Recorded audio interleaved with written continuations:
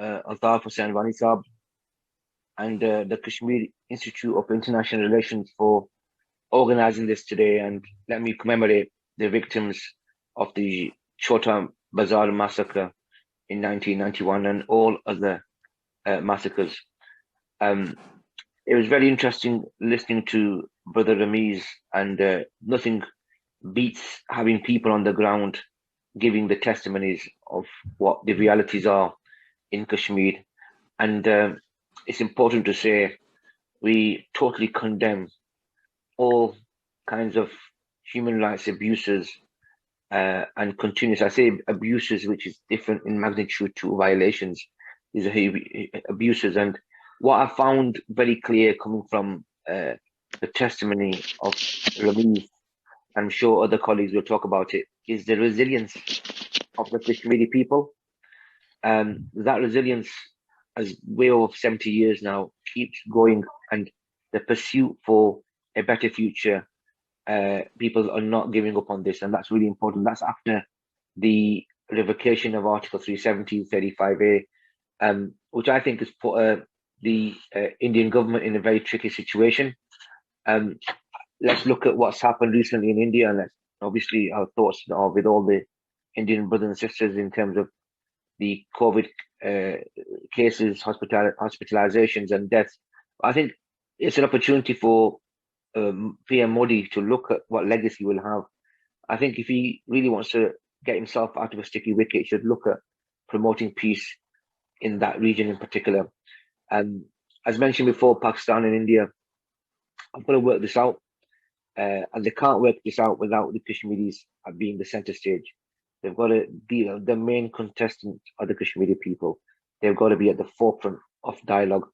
If Pakistan and India are thinking they can do this themselves, that will not be a sustainable long-term solution. And we've been looking at the recent past in terms of Northern Ireland and Good Friday Agreement, and I'm pretty convinced, with the work that's going on in the UK Parliament.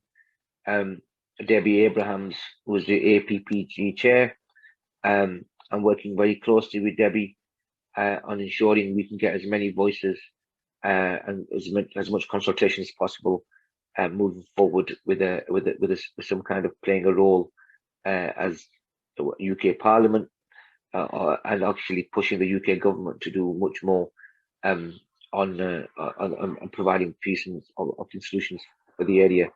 My concern and really big hunch is this trade deal with India, which Prime Minister Johnson was about to visit India before the COVID cases were rising in India.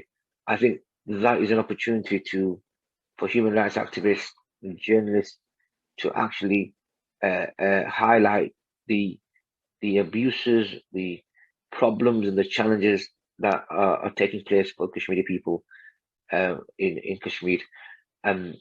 Ultimately, there's a great to see some familiar faces on this call. It's always important, Altaf Bani Saab, to remember those that have lost their lives, sacrificed for the Kashmir cause. We must renew our efforts. And I say this really important point here.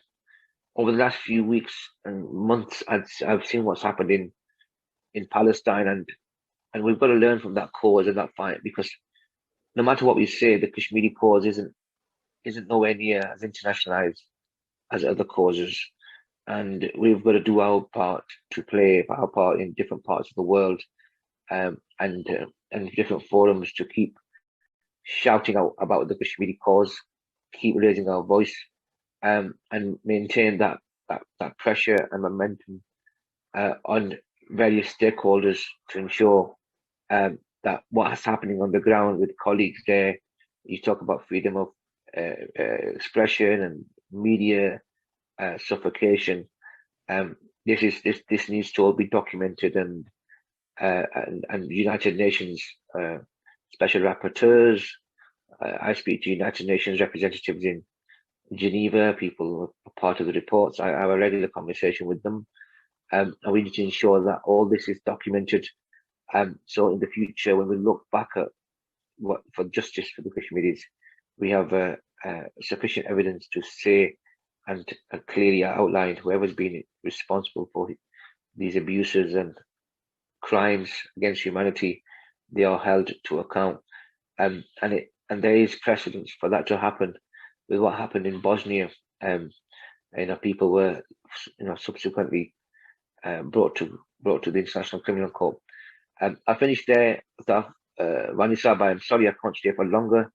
I have a number of commitments today, specifically on Kashmir, and just wanted to say thank you for all the work you do with that, for not just having webinars, but I've seen you single-handedly up and down Geneva at the UN Human Rights Council.